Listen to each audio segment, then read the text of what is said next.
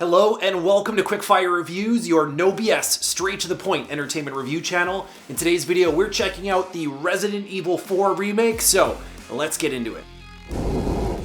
The Resident Evil 4 remake is a reimagining of the original game, which came out in 2005. You star as Leon Kennedy, who is the survivor of the Raccoon City incident from Resident Evil 2, and the story in this one takes place 6 years after those events. Leon is now a special agent working for the government, and he's been sent to this small European town to try to find the president's missing daughter. And of course, that part of the story is kind of meh. It's not the best writing, but that's okay. That's not what we're playing this game for. When you arrive in the town, you quickly realize there is something wrong with these townsfolk. They seem to be in some kind of cult. There seems to be something weird going on, and as the game progresses, you of course get to find out what's truly happening in this village. Resident Evil 4 is considered a staple in the series because it's kind of that sweet spot between the original survival horror version of Resident Evil that you experience in Resident Evil 1, 2, and 3, and the more action-focused versions of the game in Resident Evil 5 and 6. This installment was the first to bring that over-the-shoulder view instead of the fixed camera that was seen in previous games. The original Resident Evil 4 is widely accepted as one of the best, if not the best, entry in the series.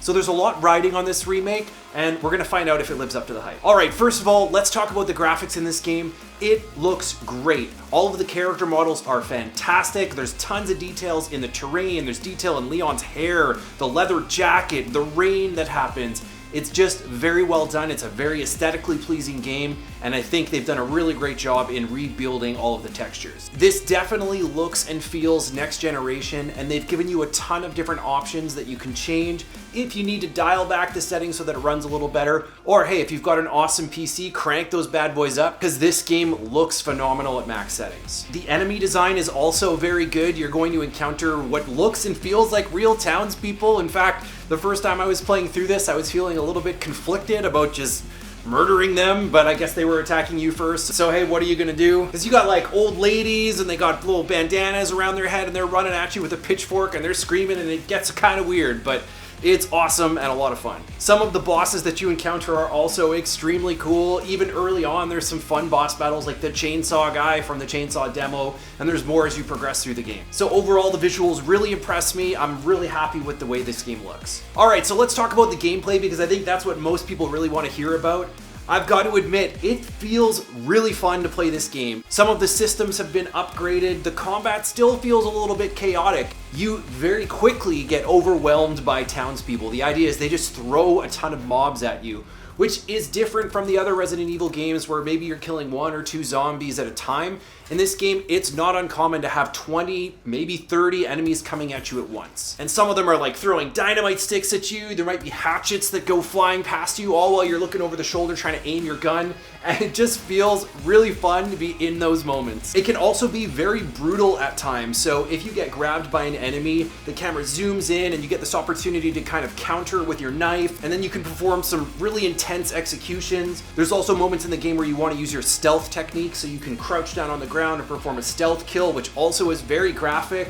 It felt satisfying though. It reminded me a lot of The Last of Us 2 for some reason. Some of the stealth mechanics from that, it kind of brought me back to those moments. There are some holdovers from the original that they kept in that I thought was a little strange. They did some of the mini games and stuff like that, which I guess isn't that big of a deal. But the one that really brought me back to the original was stepping on those stupid bear traps on the ground, and they are very prevalent in this game as well. I don't know why they did it. It's super annoying, and as soon as I stepped on the first one in the remake, I was like, oh yeah, I remember this from the original. If you're familiar with other Resident Evil titles, you'll be spending your time here doing a lot of the same things, solving puzzles, for example, so you'll be often looking for an item X to put into location Y in order to progress. I'm a little embarrassed how long it took me to actually place this one. I had to do it about 10 times to get the right placing for some reason, but we did it eventually. There's also a merchant that you'll encounter. This guy, kind of a strange dude, but hey, he's got lots of weapons for you, so you can buy new weapons from him.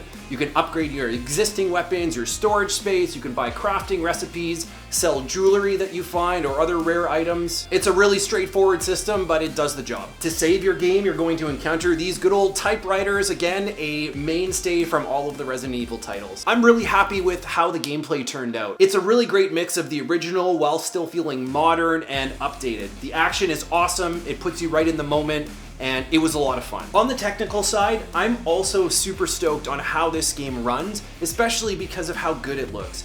We've been getting a lot of unoptimized titles over the last couple of months, and I'm happy to say that this one runs very smooth. You will encounter the occasional frame stutter, maybe if you're changing from one environment to the next. I did also encounter a couple of crashes myself, but it's probably my fault. I mentioned there's a ton of different visual options that you can do, and I cranked mine all the way up and it gave me a little warning saying, hey, you probably shouldn't put the settings this high, you might crash, and sure enough, that's what happened. I was able to run this at 4K and maintain 50 to 60 frames per second for the most part, but they opted not to include DLSS with this game, or at least not at this point, which is kind of strange to me. But I have good news, it's already been modded. DLSS is available if you access it through mods. I'm going to include the links in the description. It's super easy to set up. Download a couple files, extract them, and you're good to go. So if you really want to have a buttery smooth experience with like ray tracing and just cranking everything up, I would recommend downloading those add-ins. In summary, Capcom did this game right. Like I said, I think there was a lot riding on this one. The other remake games, the originals were old enough that they were kind of forgotten a little bit. And no matter what they did with the remakes, they would still feel great. But because Resident Evil 4 is not quite as old as some of those other titles and brought in some more modern mechanics that we still see in a lot of games today, I think there was a bigger challenge to make it feel like a true remake. I'm happy to say they did it.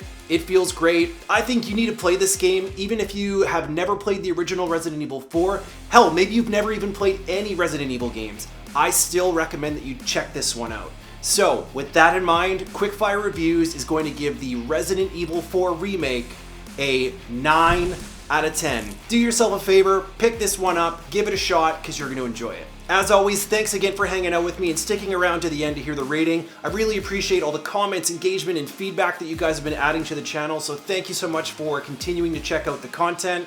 If you haven't already subscribed, I hope I've earned your subscription today. And if you're interested in checking out some of my other videos, I'll include a link down here to the Diablo 4 review I posted a few days ago. Thanks again, I can't wait to see you in the next one. Quickfire out.